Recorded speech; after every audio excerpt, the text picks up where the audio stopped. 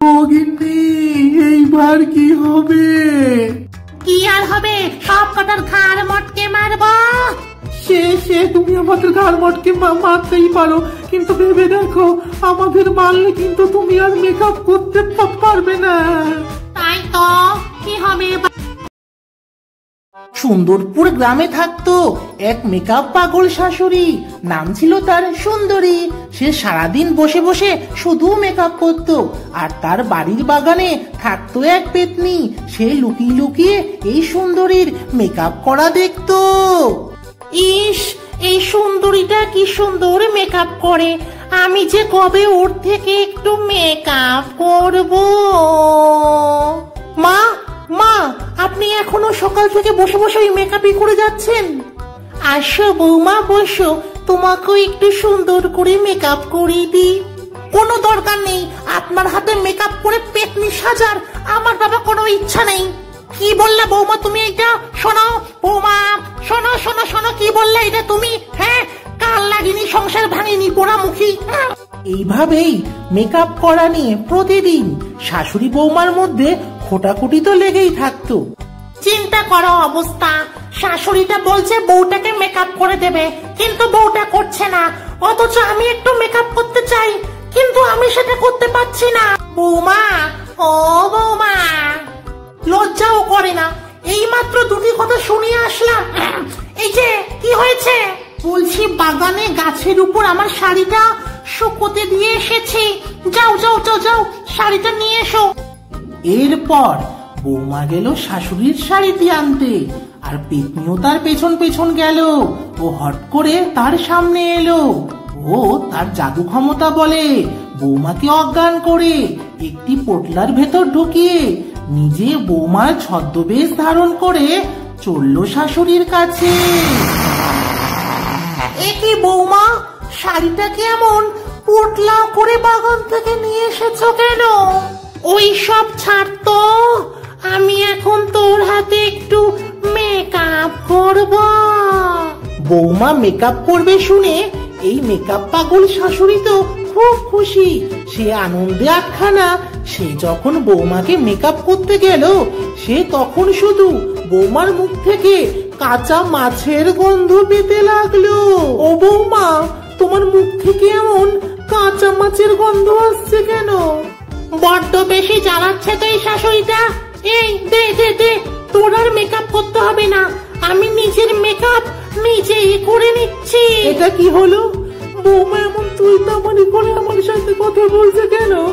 এরপর মেকআপ পাগল শাশুড়ি দেখতে লাগলো তার বৌমা ধীরে ধীরে মানুষ থেকে একটি পেতনি রূপ ধারণ করছে। এই দেখে তো সে খুব ভয় পেয়ে গেল। বৌমা, ও বৌমা, বাজার থেকে ইলিশ মাছ এনেছি, কালো জিরে দিয়ে বেগুন দিয়ে একটু পাতলা করে ঝোল করো। এই বুড়োটা তো বড্ড জ্বালায়, একদম দেব ঘাটটা মটকে। এই ঝোল খাবার কি দরকার রে? হ্যাঁ, যা মাছটা নিয়ে আয়, কাছাই খেয়ে নিচ্ছি, আর ঝোল খেতে হবে না। বৌমার এমন ব্যবহারে সবাই তো ভীষণ অবাক হয়ে গেল।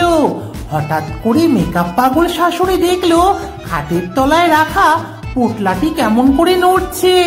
সে সবার চোখের আড়ালে খাটের তলা থেকে ওই পোটলাটি নিয়ে নিল। এরপর বলল, বৌমা, তুমি মনের মতো করে মেকআপ করো, ঠিক আছে?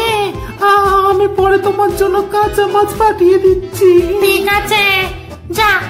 কি বলো তো গিন্নি, অত কায়দা করে এই পোটলাটা নিয়ে ওই ঘর থেকে এই ঘরে নিয়ে আসলে কেন? আরে সব কিছু পরে বলবো, তুমি আগে এই পোটলাটা খোলো তো। এরপর শ্বশুর আর শাশুড়ি মিলে যেই পোটলাটা খুললো, পোটলার ভিতর থেকে বৌমা বেরিয়ে এলো। বৌমা, তুমি? হ্যাঁ, তাহলে ওই ঘরে ওটা কে?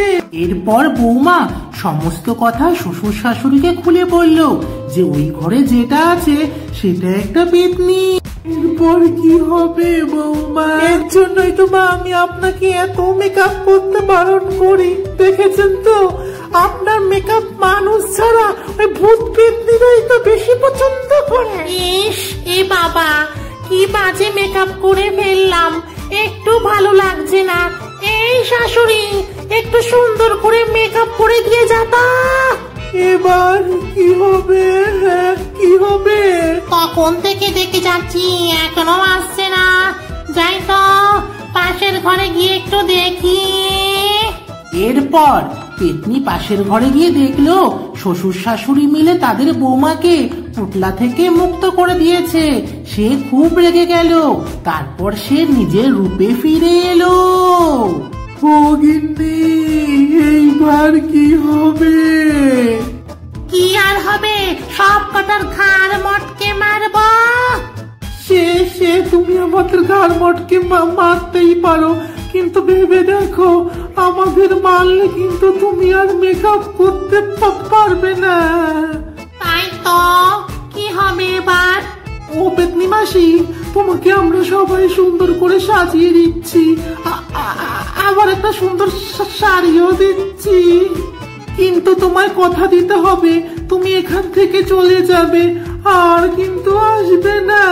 ঠিক আছে, তাই হবে। তবে এই বুড়োটাকে এখান থেকে যেতে বল। আমার আবার পরপুরুষের সামনে সাজতে খুব লজ্জা করে। আচ্ছা, যাচ্ছি।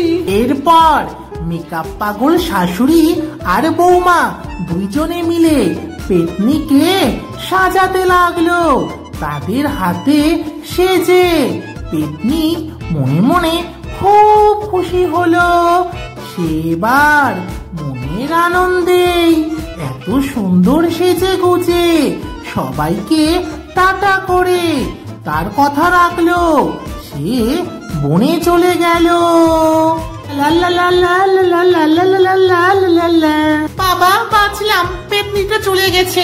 এইবার আমি সারাদিন ধরে মনের মতো করে বসে বসে মেকআপ করব। আপনি ঠিক বলেছেন মা, এক পেতনি চলে গেছে ঠিকই, কিন্তু একটা মানুষ রূপী পেতনিকে সারা জীবনের জন্য এই বাড়িতে একদম রেখে দিয়ে গেছে। কি বলেছো বৌমা, একদম ঠিক।